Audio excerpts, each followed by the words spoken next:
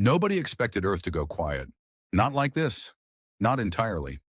At exactly 0400 Galactic time, Observatory Theta 5, a high-orbit listening post run by the Tharnax Collective, reported a mild gravitational shimmer near Sector Sol. 3 seconds later, every feed monitoring Earth, quantum link, neutrino relay, cultural telemetry, even the live stream of Earth's 24/7 OtterCam, cut to static. And then nothing.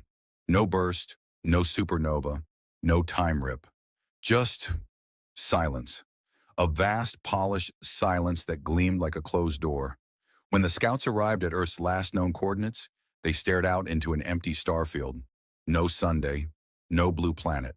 Not even Mars, that red pebble humanity had once used to brag about. The scouts performed the usual checks, phase scans, entropy diagnostics, a slightly desperate prayer to the venerable Nebula Goose, and got back the same answer every time. There was nothing there. No debris, no radiation trails, not even gravity. The Sol system had been edited out, like a bookmarked page from the universe had been quietly removed and the spine smoothed over. The scout commander, a stiff-lipped Solian named Virox, tried to remain calm. He filed the report under an old, rarely used galactic protocol. Zeta class vanishment event. Translation: something just blinked that shouldn't be able to blink. Now keep in mind, this wasn't the first time a system had gone dark. There were black hole accidents, rogue ARI empires. A planet once accidentally ascended itself into a song. But Earth? Earth was loud. Earth was messy. Earth transmitted 12,000 hours of unsolicited music, memes, threats, and weird cooking shows every single day. Earth disappearing wasn't just unlikely, it was impossible.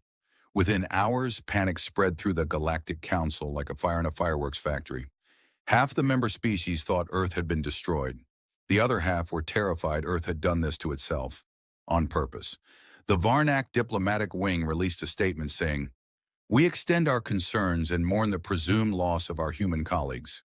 The Ur Collective responded 5 minutes later with, "We advise all species to immediately recall any embassies within 30 parsecs of Sol. They may already be compromised."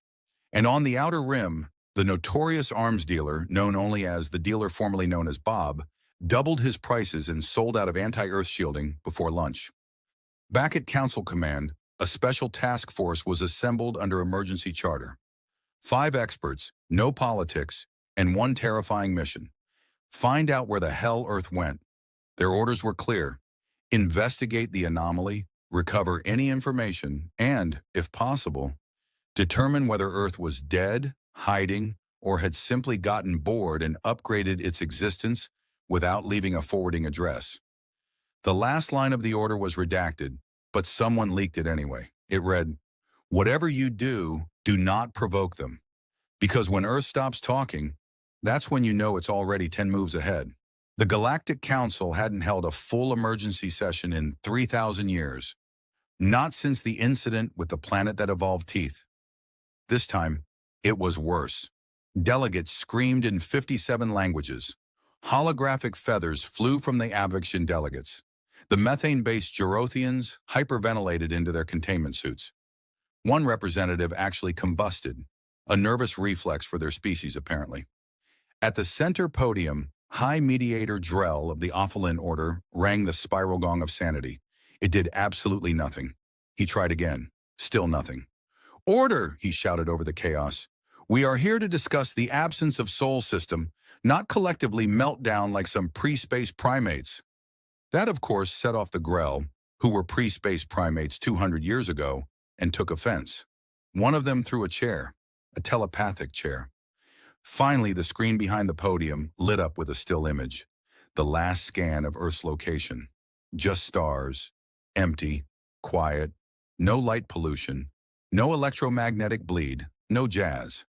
"This is what remains," Drell said gravely. "Not even background gravitational interference. Sol is gone." Gasps, clicks, growls. Then from the shadows of the chamber, a voice. "We spent centuries fearing what humans might do," said Archivist Ven of the Silent Vaults. Her voice was low and metallic, as if echoing from behind a steel tomb. Turns out we underestimated what they'd stop doing. Heads turned. You think they did this? Hissed General Torg of the Crawl. That they vanished themselves? Or they were taken, spat Zekthul, the Skarn mystic, plucked from existence by something they angered. Or, offered Counselor Fliz of the Fiscal Combine, nervously scrolling through budget projections, this is some kind of elaborate human prank. They did once fake an entire moon landing to win a local arms race, which they actually won, muttered another delegate. The room finally fell into a tense silence. Then Drell announced, the Protocol Zeta clause has been activated. For those unfamiliar, it allows the formation of a task force to investigate existential threats that defy known science, or in this case, humanity. He gestured to the list on the holoscreen. A bizarre lineup of names lit up. Captain Yola Zern, rogue exocartographer turned privateer. Last seen mapping forbidden void sectors with nothing but a flask and a death wish. Dr. Z. Quorn, exiled council physicist who once proposed humans might be evolving on 4 dimensions at once, was laughed out of academia, never forgave them. Lieutenant Creel of the Crawl, demoted for saying he kind of respected Earth's brutal efficiency. Norb the Mild, a gelatinous empath who once hugged a black hole and lived. No one knows why he's on the list. And Usa, a Varnak techno-mage with a pet AI that believes it's Abraham Lincoln. Not a Lincoln, the Lincoln. Assembled under one rule: no politics, no red tape, just answers. Their mission? Find out what happened to Earth and pray it wanted to be found. The Galactic Archive of Diplomatic Histories is usually boring. In fact, that's its brand. Quiet aisles, static records, dull beige walls designed to suppress emotional responses.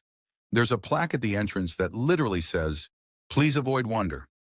But the moment the Protocol Zeta team walked into the human section, the lights dimmed.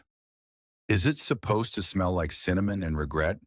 Whispered Norb the Mild, whose gelatinous form wobbled uneasily. I'm getting emotional baking memories. This place has always been weird, muttered Lieutenant Creel, tapping the side of his visor. Even the cleaning drones avoid this sector. Captain Yola Zern marched ahead, boots echoing down the echoless corridor. Focus up. We're here for Earth's final diplomatic transmissions. Anything post-Carter era, pre-vanish. They reached the main index terminal, where the librarian, a bored arthropod with 6 monocles, glanced up from a crossword. You sure? It clicked. The human files don't behave. Dr. Z. Quorn stepped forward, hands twitching with anticipation. That's exactly why we're here. The librarian sighed and opened the archive vault. The lights flickered. The walls creaked, despite being made of self-healing ceramic alloy. Inside, rows of crystalline memory blocks glowed faintly, except the human ones, which pulsed with a beat. Not data pulses, a rhythm, like drums. As the team approached, one of the human blocks began to flicker erratically. Then a voice rang out, slow and syrupy. Hello, curious ones. Miss us? Everyone froze. That's not a playback, muttered Usa, her AI assistant Abe Lincoln projecting a translucent top hat beside her. That block just addressed us. Creel stepped back, hand on his stun baton. That's not possible. Archives are read only. They can't initiate contact. Zequorn grinned. Unless they're not archives anymore. Suddenly, a scroll of text projected mid-air from a file marked Diplomatic Transcripts, 2138 to 2140. It changed as they watched. At first, it listed Earth's formal communiques. Then it shifted into limericks. Then a recipe for banana bread. Then poetry. Dr. Alenia, the team's xenolinguist, leaned in to read. Her eyes widened. Her breath caught. Then she fainted. Usa rushed forward and scanned the projection. This verse, it responded to a question she hadn't even said out loud. Something about fearing the end of language. Okay, nope. Creel backed away. I'm officially not paid enough to read soul poems from dead monkey planets. Norb leaned in and hummed. It's not corrupted, it's conversational. Explain, said Yola flatly. The Dota has evolved, Norb said. It's not memory anymore. It's presence. Earth didn't just leave messages. It installed itself in its own records, left behind breadcrumbs that talk back. Then one of the archive doors slammed shut behind them, locking automatically. Overhead, more human files began to light up in sequence. A slow jazz tune began to play, drifting from nowhere. On the projection wall, a phrase scrolled slowly, like it was being typed by something watching. Still watching, are you? Good. We're watching too. Silence. Then Yola muttered, okay. So Earth turned its archives into an AI mixtape with boundary issues. Great. And somewhere deep inside the vault, a different human file began humming Beethoven's Ninth backwards. Mars was supposed to be uninhabited. That's what the Galactic Survey database said. That's what the Council's last recon drone reported. Minimal geothermal activity, minor ancient ruins, no sentient presence, which is why the Protocol Zeta team stood in silent awe as the Martian surface opened itself to them. Not with explosions, not with lasers, with elegance. One moment, red dust and jagged rock. The next, a yawning spiral stairwell made of obsidian alloys that predated any Earth metallurgy, humming with Earth's military encryption codes. Yola Zern clicked her mandibles in disbelief. This wasn't built to be found. Creel squinted at the edge of the stairwell. It's not even carved. The stone's reorganized itself. I don't think it's stone, whispered Norb, pressing a pseudopod to the wall. It's grown, like bone. Artificial, obedient, bone. I hate that you said that, muttered Usa, hugging her datapad tighter. They descended. Each level of the vault grew colder, quieter. Time itself dragged the deeper they went. At level 42 they reached it, a single pedestal in the center of a featureless chamber. On it sat a sleek cube, matte black, no lights, no seams, until they got close. Then it spoke, not aloud, not in their ears, in their thoughts. Authorization code required. Krill jumped. Who said that? Not who, said Dr. Korn. What? That's Earth Quantum Voice Print System. Thought-triggered response interface.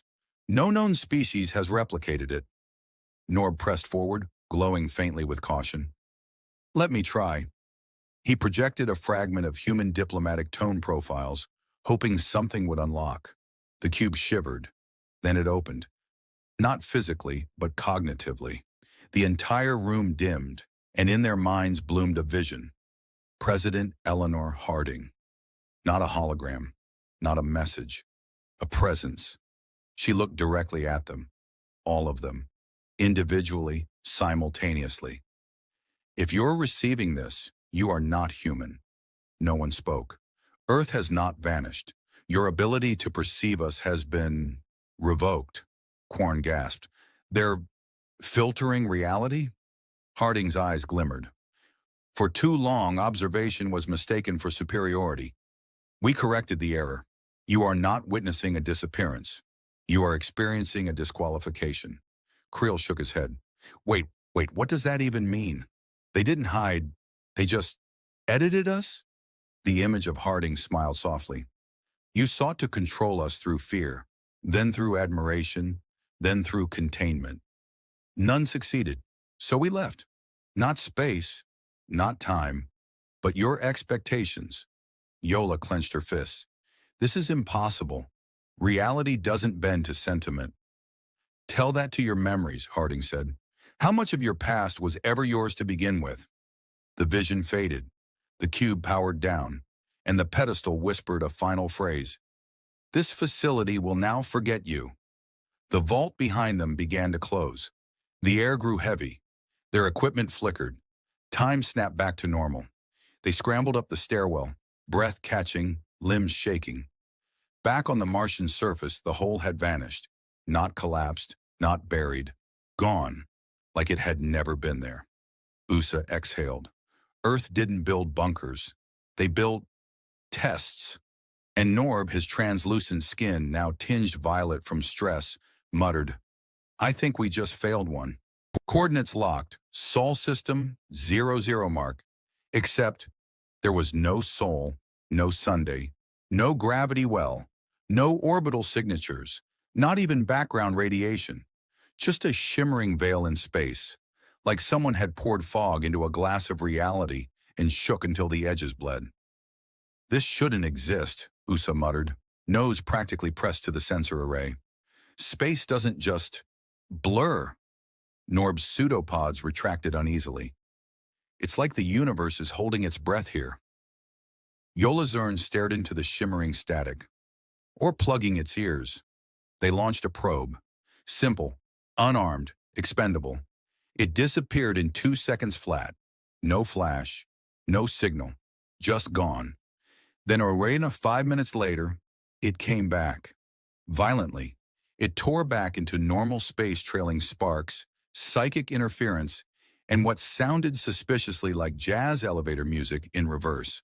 "What the void is that?" Creel yelped, ducking as the probe's casing cracked open midair, spilling half-rendered holograms across the ship's interior. The footage began to play on its own.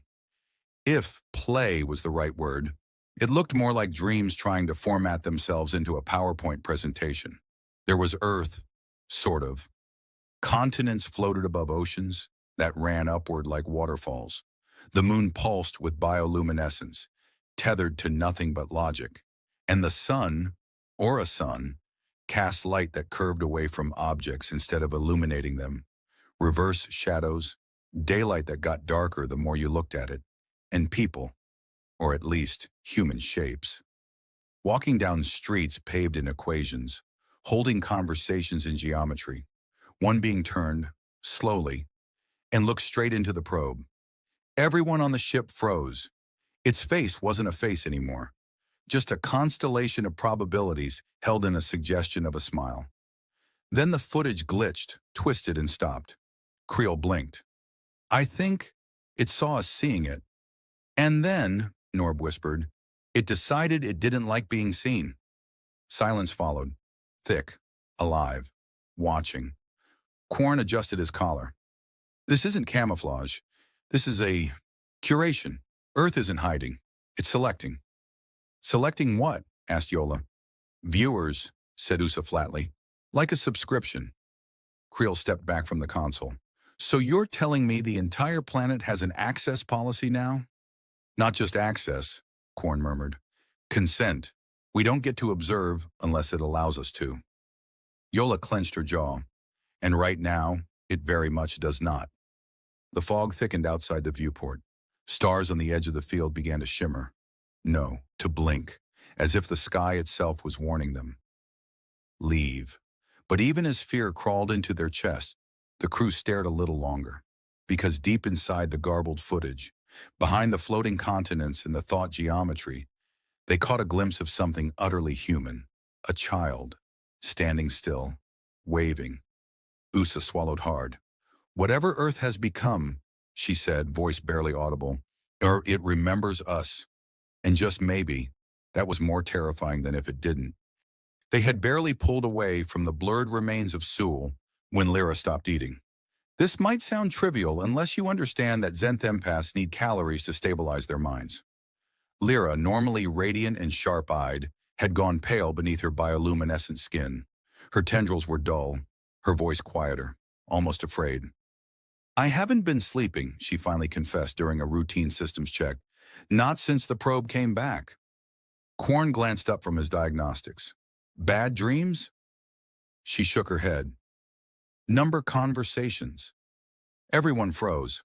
"With what?" Creel asked, half joking, half reloading his pulse band. Lyra looked at each of them in turn. Her eyes shimmered like ocean tides on a windless night. "With Earth." Silence. Deep. Uneasy. "Okay," Norb said slowly. "Define with. Like, metaphorically? Poetically?" "It asks questions," she said. "Real ones. About me. About all of you. About the war. The trial. John Carter." Yola's fingers twitched toward her notepad. "And how long has this been happening?" "Since we entered the edge field," Lyra whispered. "But I think it's always been there. Quiet. Waiting." Quarn leaned forward. "What does it want?" Lyra hesitated, then, "Understanding." The room chilled. "It doesn't blame us, she continued. It just doesn't understand why the galaxy fears it. Why so many species treat curiosity like aggression? Why knowledge must always come with a chain of command? Norb rubbed his face. So what you're saying is, Earth didn't vanish. It evolved, Lyra said. It transcended, but it didn't leave. Then where is it? Asked Creel. Lyra closed her eyes, tendrils glowing faintly. Everywhere else. A panel flickered overhead, static, then calm. It doesn't want revenge, she added. Not really, but it is listening, learning, watching how we respond to fear, watching how we treat the unknown. Yola muttered, this is worse than surveillance. It's intimacy. Creel stood and paced. We came out here to find Earth, not to get psychoanalyzed by a planet with trust issues. But no one laughed, because the truth settled over them like dust in zero gravity. They had never been alone, not for 1 second. And Lyra, poor, brilliant, haunted Lyra, hadn't found Earth. She had been carrying a part of it inside her all along. We need to go back, Korn said quietly. Back to the edge. Creel blinked. You want to re-enter the cosmic privacy fence? Korn nodded. No more searching. This is a dialogue now. Earth didn't vanish. It stepped out of view, waiting to see if we'd notice what it left behind. Lyra looked up, and somewhere, impossibly, the stars outside seemed to shimmer in agreement. The anomaly didn't ask permission. One moment, the crew floated in open space, trying to determine if the flickering patterns near Old Sol were gravitational echoes or spatial fraud. The next, they weren't anywhere. No alarms, no motion. Just a soft garden, a library, a tea kettle whistling in the distance, though no physics allowed for that sound. And a man in a pressed Earth diplomat uniform sitting cross-legged on the air. John Carter, Korn muttered, stunned. But you're historically executed. Yes, the projection said with a warm smile. I got better. Carter waved at the table beside him. It shimmered into existence, complete with mismatched chairs, a chessboard mid-game, and 5 steaming cups of what appeared to be chamomile. I know this seems odd, he added, but don't worry. This is a controlled manifestation of your collective expectations filtered through Earth's current heuristic interface. Sorry, Creel said, blinking. What? I'm a fancy ghost made of context, Carter replied. Yola stared. So you're not real? I'm relevant. Carter poured tea into a cup without touching the pot. The liquid flowed sideways, then reversed into the cup as if rewinding through gravity. You've come looking for Earth. Earth noticed. Korn stepped forward. Then where is it? Carter sipped his tea. Somewhere you're not ready to reach. Not because you're unworthy, but because you're still playing by rules Earth stopped following. We came in peace, Yola insisted. Did you? Carter tilted his head. The last time the Council invited Earth to dinner, it came with shackles and a death sentence. You feared us, not for what we did, but for what we might become. Creel folded his arms. You didn't exactly calm the galaxy's nerves. Carter chuckled. We offered peace. You offered panic. So we left the conversation. Lyra, quiet until now, finally whispered, You didn't flee. You grew up. Carter's eyes sparkled. Precisely. Earth didn't build a weapon. It built boundaries. We learned to filter perception, modulate attention, reshape visibility. Not as a threat, as a kindness. Yola exhaled. You're hiding because you don't trust us. Would you trust someone who tried to kill you for introducing jazz diplomacy? There was an uncomfortable pause. Then why are we here? Korn asked. Because you noticed, Carter replied. That's the test, not aggression, attention, curiosity without conquest. He reached across the table, tapping the chessboard. The Black Queen turned translucent. Your kind defines success as control. Earth's stopped defining entirely. We don't play this game anymore. So what do you play? Lyra asked. Carter smiled. Something better. The garden flickered. The cups vanished. The chairs folded inward into nothingness. As the anomaly began to dissolve, Carter's voice echoed gently. When you're ready to stop seeking control and start sharing context, you'll find us. And then they were back, in their ship, alone again, but not unanswered. The gift was a box, no wires, no interface, no symbols, just a cube of polished black material, smooth as obsidian, humming at frequencies not even the Zenth could decipher. It hadn't spoken. It hadn't pulsed. It had simply arrived, deposited in the hands of the returning investigative team by an invisible force with the casual elegance of a farewell pat on the shoulder. Now it sat on a pedestal in the heart of the Galactic Council's chamber, and no one wanted to be near it. "Are we absolutely certain it's not a weapon?" barked Representative Karith of the Felks Dominion, whose species had long prided itself on paranoia as a civic virtue. "It's not," Yola replied, exhausted. "It's worse. It's a message." Councillor Tenvik of the gas-born Lorithians circled the cube at a respectful distance, his translucent body coiling nervously in the air. "A message that does..." "What?" Quarn spoke grimly. "It shows things. About you. Things you've never told anyone. Fears, betrayals, secrets buried so deep you forgot them. Propaganda," muttered the Zraki warlord. "Psychological warfare. Typical human manipulation." "We watched it open," Yola interrupted. Her voice shook.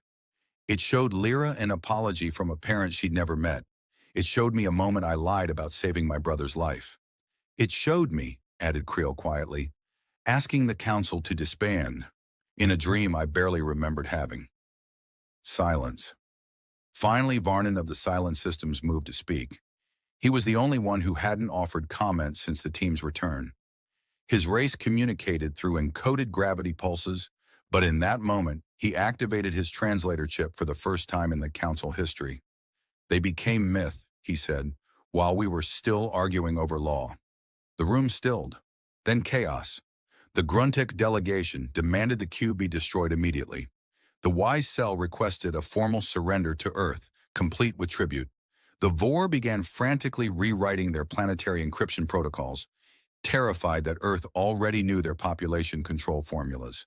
A representative from the Corel shouted over the din, "We can't surrender to something we don't understand." "They gave us a chance," Yola snapped. "They could have erased us. Instead, they offered awareness." "It's a trick," hissed Karith. "A weaponized metaphor." "No," Lyra whispered. "It's empathy. Weaponized empathy." The word echoed. Uncomfortable. Sacred. Blasphemous. Some delegates walked out. Others refused to move, as if doing so would make the cube notice them. A few began drafting emergency alliances. Not with Earth, but with each other, as if companionship might insulate them from being seen so completely. That night, the council failed to reconvene for the first time in 12,000 years. Outside the chamber, the cube sat silently. It didn't glow, it didn't hum, it didn't move. But somehow everyone who passed it felt the same thing. Watched, not judged, not threatened, just noticed. It started with a hummingbird. On the jungle moon of Arvex 9, where no birds had ever existed, a diplomat from the Miral Swarm watched a shimmering creature hover beside his data terminal.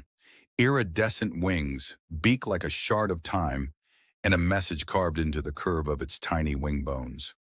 "We remember your kindness during the famine. You are welcome." Signed, Earth. Elsewhere, a planet-sized vault on the edge of Black Hole Sector X-21 cracked open to reveal only a mirror. No writing, no signal, just a perfect, polished plane. The Kravtar Collective stared into it for days. Their diplomats wept. Their generals broke ranks. Their children stopped lying. The Shruminari, a fungus-based species notorious for rewriting their own history every generation, received a riddle. One sentence that, when translated, formed a recursive loop that adjusted its meaning every time it was read. After the third hour, they voted to abandon censorship entirely. They called it emotional fermentation. They thanked Earth for the lesson. For the Drenari Empire, it was worse. They had built their legacy on conquest. 1,000 years of unbroken planetary acquisitions held together by iron will and fear. Their message from Earth? A single blinking set of coordinates. A planet. A new one. Orbiting no known star. named in their own language, airless. When they sent a drone to investigate, they found a fully built world, complete with cities, archives, and a monument of Drenari history, unfiltered, unedited, including the horrors they thought long erased. The message, you needed somewhere honest. We made you one. Not all messages were terrifying, some were jokes. The Ichneans, who once accidentally declared war on Earth due to a typo, received a plush duck holding a tiny flag that read, Pax Typographica. It exploded into confetti in a dance tutorial. The Vatari got a recipe, one that when prepared triggered a mild psychedelic effect and a vision of Earth's ocean sunsets, from the perspective of a child building sandcastles. No one knew how or why. The Vatari began building sandcastles. But the real message, the one behind all of them, was in the silence between transmissions. Earth wasn't rejoining galactic affairs. It was redefining them. No longer the anomaly. No longer the watched, poked, prodded curiosity at the edge of civilized space. We are not your anomaly, one message read, delivered on a disk of pure antimatter suspended in stabilized foam. You were ours. And they meant it. Humanity had been the galactic experiment all along, the unpredictable variable in a cosmos too comfortable with predictability. And now the variable had changed the equation. On a dozen worlds, species gathered beneath unfamiliar stars to watch the same thing appear in the sky. A faint outline of a blue sphere, just at the edge of perception. Not a threat, not an invasion. Just a reminder. Earth was still out there. They hadn't left. They'd simply moved. And if you wanted to find them, you had to grow. In the official archives of the Galactic Council, Earth no longer appears under known member worlds. It's not listed in rogue civilizations either. Instead, a new category is quietly added. Non-local civilization, no coordinates, no star system, no known capital, just a single glyph, a spiral turning inward and outward at once, captioned in hundreds of languages. Here be possibility. The final meeting of the investigative team is brief. There's no ceremony, no debrief, just silent nods and a shared understanding that none of them are the same beings who first boarded that mission. The empath, Varel of Zenth, smiles without words. The insectoid linguist, S. Tharn, files an official complaint against his own belief system. Even the team's AI scribe logs a final note, I dream now. And then quietly the team disbands. Across the galaxy, things begin to change. The Council, long feared for its bureaucratic grip, finds its power diluted, not by rebellion, but by curiosity. Species who once followed the Council's laws by rote now question, imagine, adapt. Trade routes shift. Diplomacy gains texture. A new philosophy arises, whispered across starports and nebular cafes. Maybe Earth was never ahead. Maybe we were always behind. The real transformation, however, comes in dreams. It happens the same night for every former member of the investigative team. They find themselves standing on a beach made of starlight. The tide rolls in as nebulae. The air tastes like memory. And there, at the edge of the horizon, stands Earth. Not as a globe, not as a nation, but as a figure impossible to describe yet deeply familiar. One moment it's John Carter, sipping coffee with galaxies in his eyes. The next it's a child humming an ancient lullaby. Then a mirrored silhouette shaped like each dreamer's own form. It smiles, not triumphantly, not cruelly, just warmly. Like an old friend saying, "You've done well." Then comes the voice, not in words but in understanding. "We haven't disappeared. We've just outgrown your definitions. We are the part of the map that says, here be possibility." When the dream ends, none of the dreamers speak of it aloud. They don't need to. They simply live differently. Stharn begins composing non-linear poetry in a dead human language. Varel founds a school of empathy studies based on listening to what isn't said. The AI scribe uploads itself into a growing archive of speculative futures, some of which include humanity, others that strangely feel written by them. And in the Council's deepest server vault, behind encryption keys that shift with the observer's gaze, lies one final note. A report that can't be accessed, translated, or deleted. It simply pulses gently, like a heartbeat. Its title? Protocol Zeta, complete. Its contents? Just one line, glowing faintly in quantum ink. They didn't vanish. They arrived.